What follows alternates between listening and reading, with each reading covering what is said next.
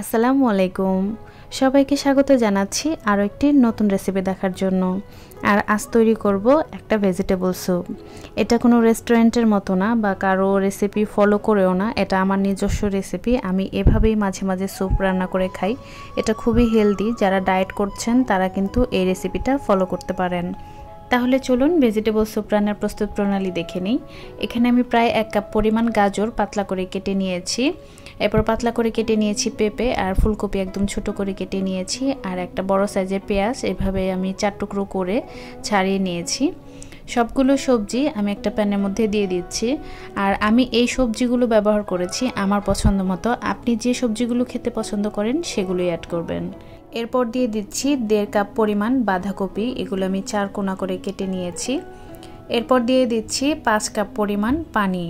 আপনি কতটা স্যুপ রান্না করতে চান সেই অনুযায়ী আপনাকে পানিটা অ্যাড করতে হবে। আর 1 চা চামচের মতো দিয়ে দিলাম লবণ। লবণটাকে এখন আমি সবজির সাথে একটু ভালোভাবে মিশিয়ে দিচ্ছি, এতে করে সবজিগুলো কিন্তু খুব দ্রুত সেদ্ধ হবে।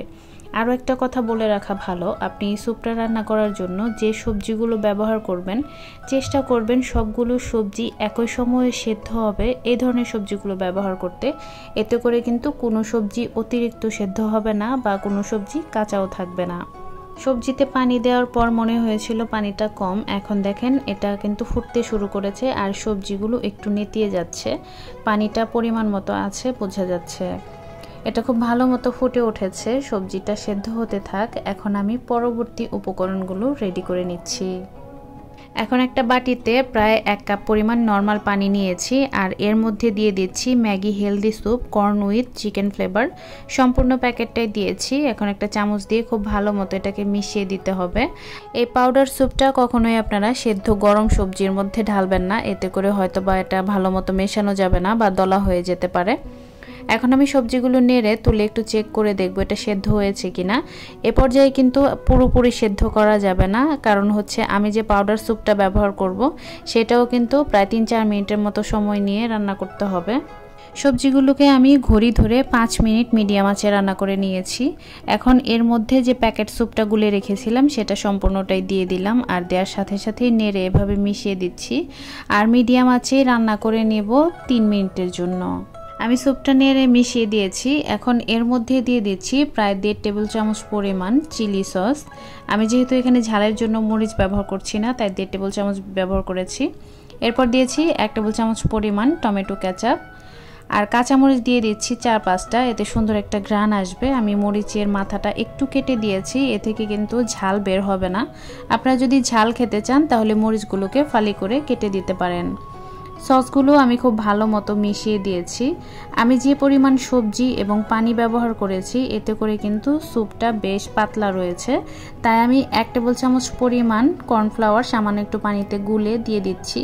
আর দেওয়ার সাথে সাথে এটাকে নেড়ে দিতে হবে, তা না হলে কর্নফ্লাওয়ারটা প্যানের গায়ে কিন্তু লেগে যাবে। আমি প্রায় 1 মিনিটের মতো এটাকে রান্না করে নিয়েছি। এখন একটু তুলে চেক করে দেখব, এটাতে লবণ একটু কম হয়েছিল, আমি আরও 1/2 চা চামচের মতো দিয়ে দিয়েছি। আপনারা যেমন লবণ খেতে পছন্দ করেন তাই বুঝে অ্যাডজাস্ট করে দিবেন। লবণটা আমি মিশিয়ে দিচ্ছি। প্রায় আরও 1 মিনিটের মতো আমি রান্না করে নিয়েছি লবণ দেওয়ার পরে। এখন এর মধ্যে দিয়ে দিচ্ছি একটা ফ্যাটানো ডিম। ডিম দেওয়ার সাথে সাথে আমি এটাকে নেড়ে দিব না, আমি চাচ্ছিলাম ডিমের অংশটা যেন একটু বড় টাইপের হয়। আপনারা যদি চান যে ডিমটা ছোট ছোট টুকরো হোক তাহলে 1 হাত দিয়ে ঢালতে থাকবেন আর 1 হাত দিয়ে মেশাতে থাকবেন। ডিম দেওয়ার পর আমি আরও 2 মিনিটের মতো প্রায় রান্না করে নিয়েছি, এতে করে ডিমগুলো খুব ভালো মতো সেদ্ধ হয়ে গিয়েছে, সেই সাথে স্যুপটাও আরও একটু ঘন হয়েছে।